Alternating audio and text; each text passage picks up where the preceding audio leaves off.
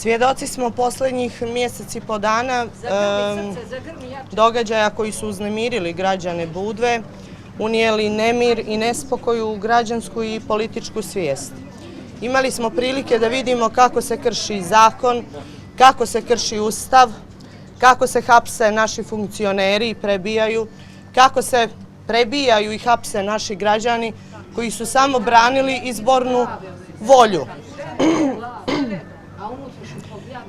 Ime čovjeka koji je započeo sve ovo veoma dobro vam je svima poznato.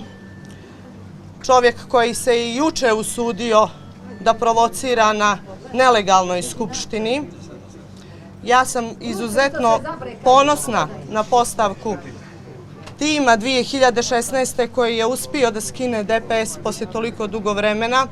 Još ponosnija zato što smo uspjeli da ispunimo sve ono što smo i obećali našim građanima, a sad smo, vjerujte, još više uigraniji i još bolje spremni, tako da apsolutno nemam dileme kako će se 30. sve ovo završiti.